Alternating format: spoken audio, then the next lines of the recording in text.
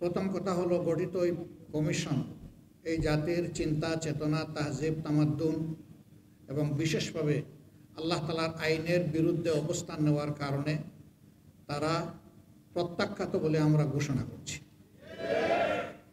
এরা সমাজের বিপর্যয়ের জন্য এই প্রস্তাবনাগুলো এনেছে। এই জন্য আবারও বলি, এ টু জেড আমরা এই কমিশনই মানি না। কিসের ওদের আবার রিপোর্ট? কমিশন থাকলে রিপোর্ট হবে। এ দেশের বেশিরভাগ মানুষের ইমান আকিদা তাহজিব তামুদ্দুনের উপরে যারা বিশ্বাস রাখেন তাদেরকে বাদ দিয়ে নয়, তাদেরকে প্রাধান্য দিয়েই কমিশন গঠন করতে হবে। আলহামদুলিল্লাহ রাব্বিল আলামিন ওয়াসসালাতু ওয়াসসালামু আলা রাসূলিহিল কারীম ওয়া আলা আলিহি ওয়া সাহবিহি ওয়া আহলি বাইতি আজমাইন, আম্মা বাদ। জাতীয় উলামা মাশায়েখ আইম্মা পরিষদ কর্তৃক আয়োজিত আজকের এই অতি গুরুত্বপূর্ণ সেমিনারের সম্মানিত সভাপতি, আইম্মা পরিষদের সম্মানিত সভাপতি, মঞ্চে বসা সকল দ্বীনি, রাজনৈতিক, সামাজিক সংগঠনের সম্মানিত গুরুত্বপূর্ণ ব্যক্তি এবং নেতৃবর্গ, আজকের এই আয়োজনে উপস্থিত কোরআন পাগল সম্মানিত ভাইয়েরা, মিডিয়ার বন্ধুগণ। প্রথম কথা হলো গঠিত এই কমিশন এই জাতির চিন্তা চেতনা তাহজিব তামাদ্দুন এবং বিশেষভাবে আল্লাহ তাআলার আইনের বিরুদ্ধে অবস্থান নেওয়ার কারণে তারা প্রত্যাখ্যাত বলে আমরা ঘোষণা করছি। এদের রিপোর্ট বাতিল করার কোনো ব্যাপার নাই, এদেরকেই আগে প্রত্যাখ্যান করতে হবে। এরা প্রত্যাখ্যাত হলে এদের রিপোর্টও শেষ। 2 নম্বর, আমাদেরকে একটু ভাবতে হবে আমাদেরকে কোন দিকে নিয়ে যাওয়ার জন্য জোর করে চেষ্টা করা হচ্ছে। আমাদের শিশুকালে আমরা দেখেছি আমাদের শিক্ষাদান শুরু হতো মক্তবের পাঠ দিয়ে। সকালবেলা মক্তবে যেতাম, ওখান থেকে আসার পরে গোসল করে মা কাপড় পরিয়ে বই হাতে ধরিয়ে স্কুলে পাঠিয়ে দিতেন। এখন খুবই পরিকল্পিতভাবে সবাই মক্তবের এই ধারাকে শেষ করে দেওয়া হয়েছে। বাচ্চা ঘুমাচ্ছে, তাকে কাঁধে ফেলে মা স্কুলের দিকে রওনা করেছেন, ওই মক্তবে যাওয়ার ওই সময় এটাই কেড়ে নেওয়া হয়েছে। ইকরা বিস্মি রাব্বিকাল লাযী খালাক দিয়ে যে শিক্ষা মুসলমানের বাচ্চা শুরু হওয়ার কথা, সেটা অন্য কিছু দিয়ে স্কুলে গিয়ে শুরু হচ্ছে। এই জায়গাটা শেষ করে দেওয়া হয়েছে। সেই প্রজন্মেরই কিছু লোক হয়তো আজকে তারা গোটা নারী সমাজের প্রতিনিধিত্বের কথা বলে সমাজকে বিভ্রান্ত করছেন। তারা কারা? কোরআনের সংস্কারের দাবি নিয়ে আমাদের সামনে এসেছেন। আমাদের কোনো অধিকার আছে তাদেরকে এই অধিকার দেওয়ার? আমরা কে?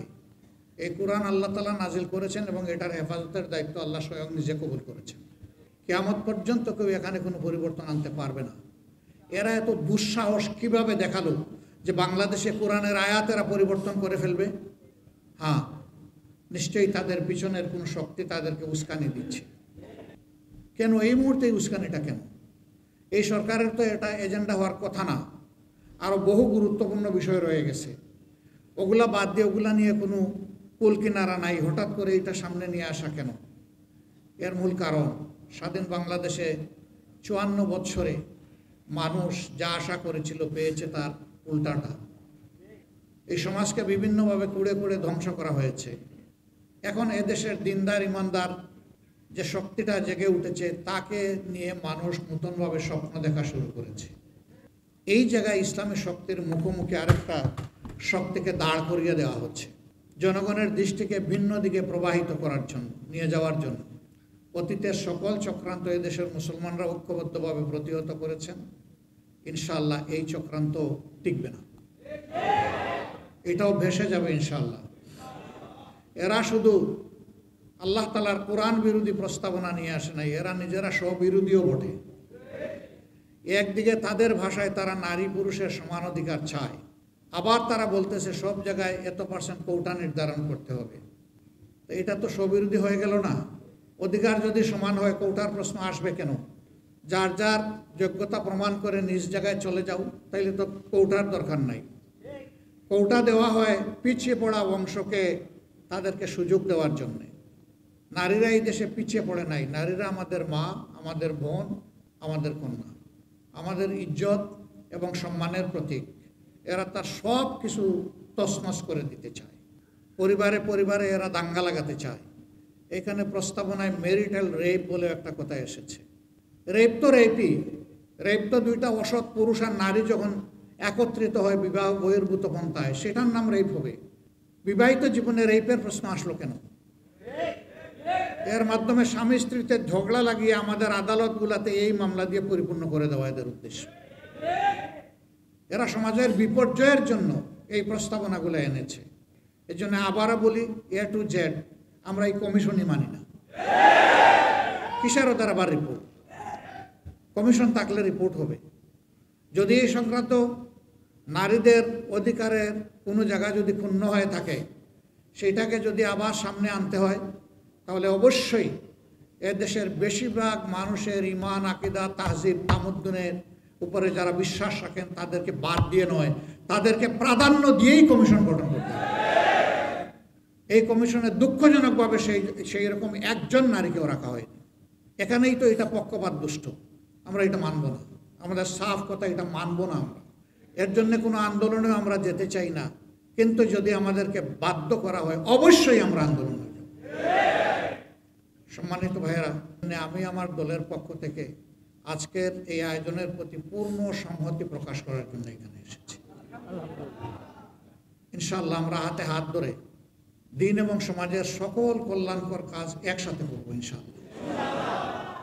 এবং আমরা বার্তা দেব যে আমাদেরকে ভাগ ভাগ টুকরা টুকরা করে তোমরা আমাদের মাথায় আর কাঁঠাল ভেঙে খেতে পারবে না।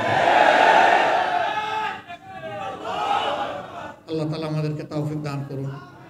আমাকে এখানে দাওয়াত দিয়ে দুটি কথা বলার সুযোগ তৈরি করে দেওয়ার জন্যে আমি আবারও আয়োজক সংস্থার প্রতি আমার গভীর কৃতজ্ঞতা জ্ঞাপন করছি এবং রব্বুল আলামিনের দরবারে তৌফিক চাচ্ছি সকল ষড়যন্ত্রের বিরুদ্ধে আমরা বুক টান করে, বুককে শক্ত করে, মহান রবের উপর ভরসা করে আমরা যেন সব ষড়যন্ত্র মোকাবেলা করতে পারি। আল্লাহ যেন তৌফিক দান করেন ইনশাআল্লাহ।